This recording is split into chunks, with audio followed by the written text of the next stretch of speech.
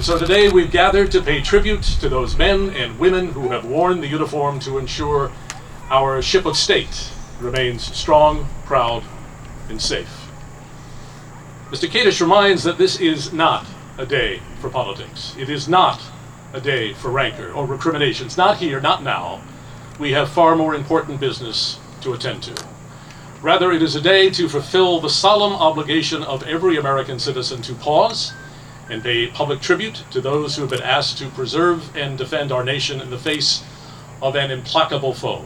I'd also like to acknowledge the leadership role of First Sergeant John O'Doherty, whose online commentary dramatically reminded all of us we needed to be here today, and for this very reason. And for that reason, I would ask him to lead us in the Pledge of Allegiance. Veterans, uncover and salute. I pledge allegiance to the flag of the United States of America and to the republic for which it stands, one nation, under God, indivisible, with liberty and justice for all. Ready? I'm honored to welcome back Monsignor James Peretta of St. Paul the Apostle Church in Brookville. He was kind enough to provide spiritual guidance when we gathered here for the 75th anniversary on D-Day. And the rain that day was, dare I say, biblical. We have done better this morning, Monsignor. I assume you had a role in that. Today, as we gather, we give thanks to God who has blessed us and defended us in so very many ways. But we know, of course, that God always uses human instruments in the working of his mighty deeds.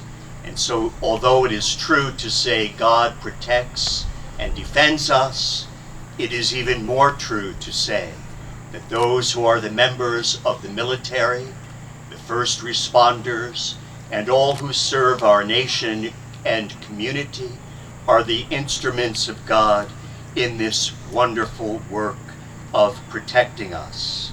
And so we today lift all of them up in prayer to God, and we ask him to keep all of them safe and protected by his hands.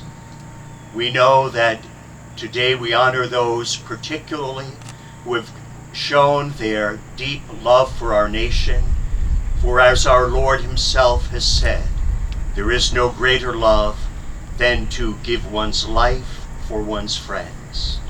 And so we pray in a special way that God, who infinitely protects us, will bless and sanctify and strengthen all those who have served in the military, those serving now, those who have served in the past, and particularly today for all those who were deployed in Iraq and Afghanistan, that God will bless them and give them, who are still with us here in this world, many years in health and happiness and blessed repose to those who have given their lives and have gone into eternity.